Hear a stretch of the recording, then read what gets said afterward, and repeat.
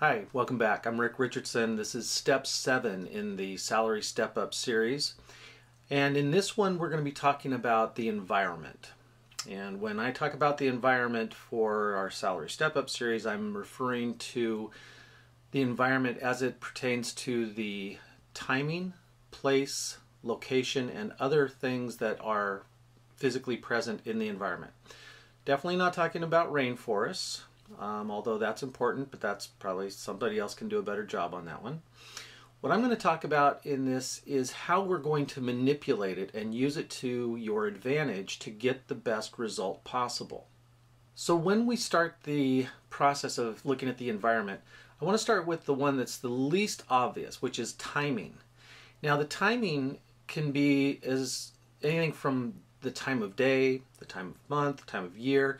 Can be tied to events such as annual budgets or reviews or big projects that have been completed or anything that you can use to your advantage that has an atmosphere around that timing.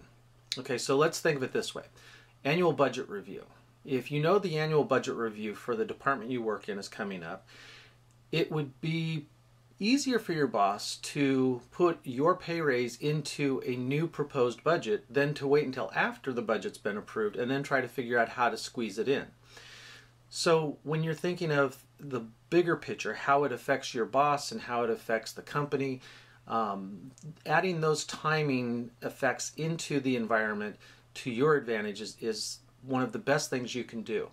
Also, another big one is your annual review. If your company conducts annual reviews and you are still glowing from another project you've just finished, or you're looking at different advancement opportunities, using that annual review as a springboard to talk about your pay raise is oftentimes a very effective way to manipulate the timing to your advantage. Another part of making your boss feel comfortable is to make sure they don't feel ambushed. I like to tell people, treat the other party the way you want to be treated. You wouldn't want to be ambushed with a decision that is uncomfortable to make anyway, and then to have it sprung on you without having some sort of forethought as to what it's going to be and what you're going to be talking about. We'll get into this a little bit later, but we want to make sure that we're thinking about the other person, their feelings, and their comfort in the process. There's a story I've heard, and I kind of hope it's not true, but it'll work for our analogy. The story goes that if you tried to put a frog in a pot of hot water, it'll jump right out. But if you put a frog in cold water and you slowly turn the temperature up, you could eventually boil that frog to death and he'll never jump out because he won't recognize the temperature differences. Well, I hope that never really happened, and it probably speaks more to that he's a reptile and all that kind of stuff, but what we're going to use is we're going to use that analogy. What we're going to say is that we're going to determine that we can improve our environment to our advantage. If we do it slowly and incrementally, we won't be seen as manipulating, and we'll also be able to influence the other person's attitudes and opinions of us. So here's what I want you to do. I want you to think about the amount of time that you're going to have to prepare, and in preparing for this, I want you to also start to consider how you can make small changes that will help you to get your environment oriented to a more advantageous position for what you want to do in the future. So what I want to do with this is I want you to consider what changes you can make and what you can influence between now and the time you're going to do your presentation. Think about the main characteristics of the environment. You have the people, places, and things. And then also there's the timing. So timing, again, we're going to pick and choose the timing to use to our advantage.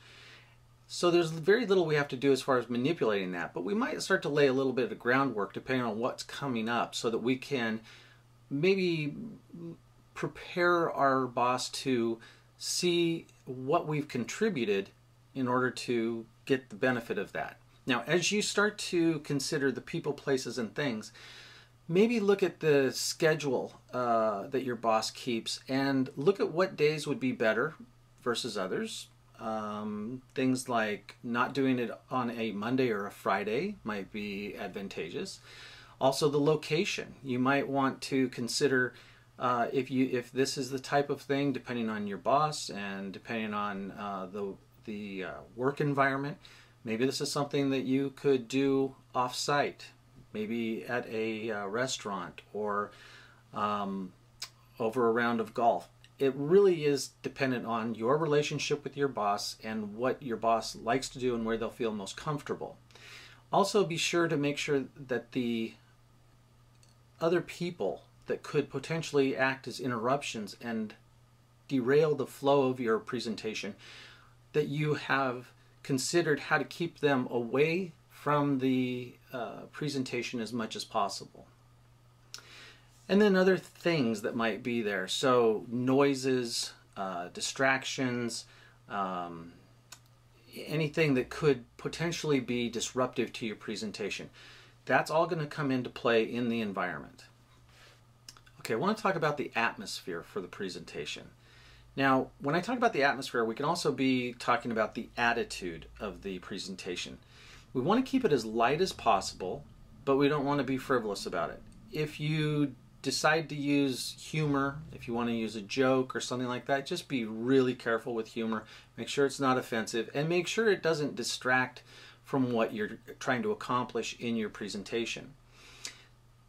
The other aspects of this is making sure that your boss feels somewhat comfortable with this process means that they're going to be less guarded. They're going to lower their guard and they're going to listen more intently than if they feel that they're being pushed into an uncomfortable situation.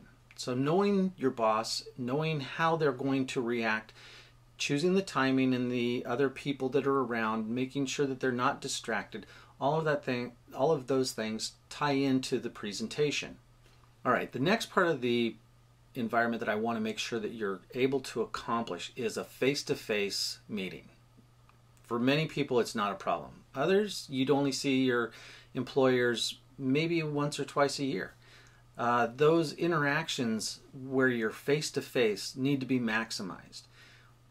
When we're talking about a pay raise or a promotion, those are definitely things you want to have done in person. The reason for that is all the subtle nuances of body language as you're conveying your message to them and as they're answering you. You want to be able to communicate not just in the verbal or the text. We don't want to have this just be about facts. We'll get into it more in the future here, but what I want to talk about or in this context is that you want that face-to-face. I can't emphasize it enough. The face-to-face is absolutely crucial. Now, can it be done without it? Yes, it can. But there are some things that happen so much better when it's face-to-face. First of all, you can control your environment better. If there is going to be an interruption, you can try to hold that off. You can cut people off that might be preparing to interrupt your time. So I want you to try at all costs to have the face-to-face. Okay, so what I wanted to do with that was get you thinking about the environment, how you can manipulate it. I want you to now think about this, open your mind up a little bit and think about how you can influence this. Who should be there, who shouldn't be there? Who can be a distraction to this process? How can you manipulate the time and the place and the things that are going on around the presentation to work to your advantage?